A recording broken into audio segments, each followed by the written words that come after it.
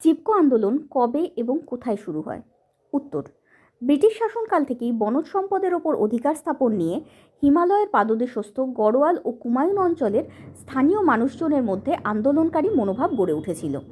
তবে চিপকো আন্দোলনের প্রথম সংগঠিত সূচনা ঘটে 1973 সালের 24শে এপ্রিল। উত্তরাখণ্ডের অর্থাৎ তৎকালীন উত্তরপ্রদেশের সরকার স্থানীয় মানুষজনের প্রয়োজন অর্থাৎ কৃষি সরঞ্জাম ও জ্বালানির চাহিদা উপেক্ষা করে গ্রামবাসীদের কাঠের জন্য আবেদন প্রত্যাখ্যান করে একটি বেসরকারি ঠিকাদারি বাণিজ্যিক সংস্থাকে সংশ্লিষ্ট অঞ্চলের গাছ কাটার অনুমতি দেওয়ায় সৃষ্ট তীব্র ক্ষোভের ফলস্বরূপ এই আন্দোলনের উদ্ভব ঘটে।